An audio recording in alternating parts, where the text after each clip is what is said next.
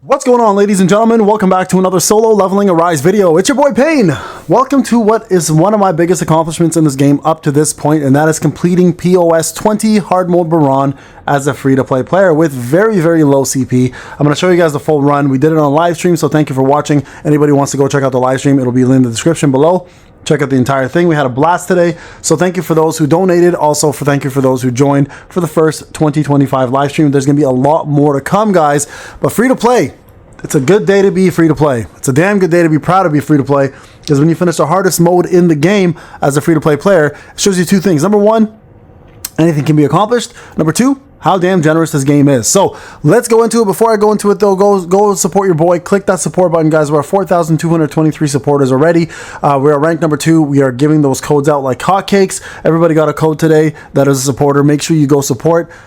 It's super easy. It's free. If you plan to spend money, you support me and you support yourself, and I support you by getting you codes that will help you advance your gaming. Okay, so make sure you do that. Now, into the actual game mode itself. You guys can see right over here, we did the first live stream of 2025. This was the actual run. So I'm going to walk you guys through what I did, kind of show you guys my setup and everything, and kind of give you guys the lay of the land and what we did. Okay, so this is the team right here. I went with Thomas, Gunhee, Wu. Igris is my main Shadow Authority. I have Beru and Serbia as my backups, and of course I've got Baran here, and I use DKD and Plum Sword. Okay, so just so you guys are aware in terms of what we did for weapons. I will kind of maximize my window to match my other ones so you guys don't see two of me. And then in terms of gear, SJW, I believe, here, let me go back a bit for a couple seconds so I can show you guys the full thing here.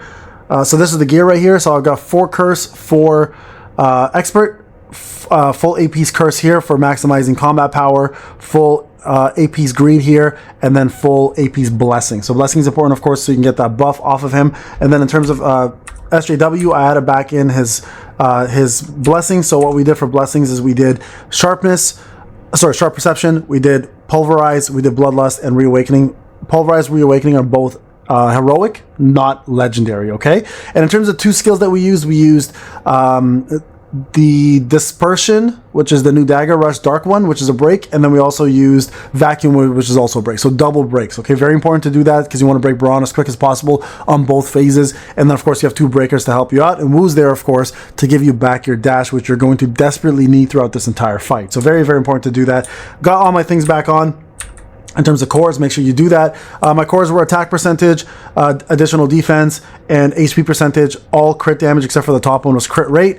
And then the total power I went in with 1125761. Okay, so this was the run. We did 1 attempt and we went through the entire thing. So we're going to walk you through this, guys, and kind of give you, again, the lay of the land and what to do. So what I always like to do in the start of the fight is start off with Plum Sword right away, get my full bloom out of the way without even touching Baran, and then into a Shadow Step, you're now fully utilizing it, right? So Vacuum Wave, bring in Wu, or you can bring in Wu second, you can bring Gunhee first if you want. So make sure you do double dash, first dash into a DKD, second dash into a DKD. Just so you guys are aware, my breaks and my QTEs are also there, so I do have a break in my QTE, and the other QTE is the frozen one, so I do more damage when he's frozen, okay? Back into a Plum Sword, and then of course you guys can see right here, we're almost already into the break phase, so dodge this, Shadow Step into it, and then break him right here. So you should have this full rotation down pat, okay? Do your QTEs, get that out of the way. Again, dash Plum Sword, or dash, not Plum Sword, dash DKD, dash DKD, into Plum Sword right here, and then when he pops up, Shadow Step into your alt. The goal here is to get him to 69% before he goes into the next phase of attacks, okay? If you get him to 69% here, and you can push him into the next phase, you're set, okay? So here I kind of messed up right there, but there we got him to 69. So this is where he goes into the next phase. Again, you can do no damage to him at this point, so about 410-ish is where you want to be. This was considered a little bit slow for me, to be honest, but nonetheless, we got the job done. You guys can see here I'm running around, avoiding these, obviously very important to do that. You don't want to take the hits, don't want to lose MP, etc. So get out of the way. And then right over here, very important to let him do his move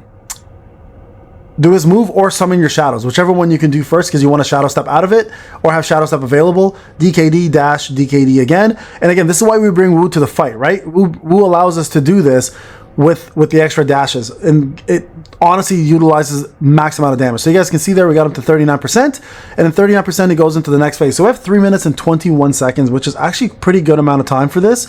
And if you're anywhere near the 3 minute mark, sorry, below 320-ish, you may want to reconsider restarting. Okay, so here we go, Easel.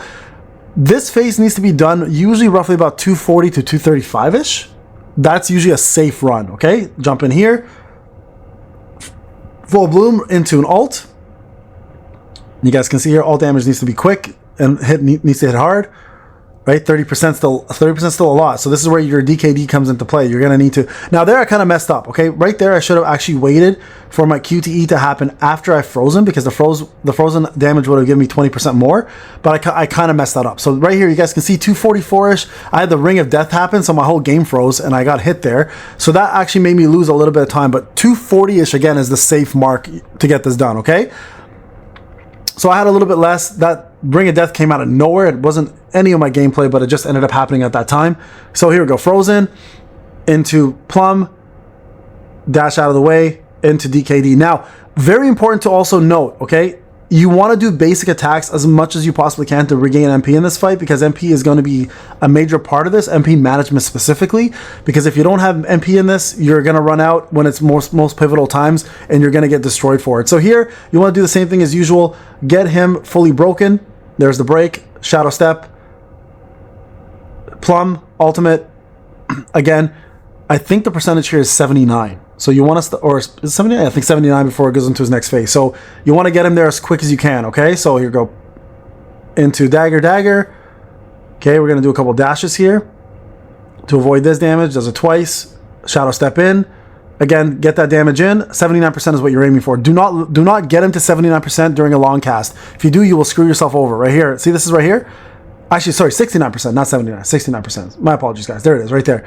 So this is where you don't want to get him stuck. So get him to 69 here, and then stop, okay? Right here. He'll go into his camouflage move next. So remember, he does 2 shadows, 1, 2, and then you dash.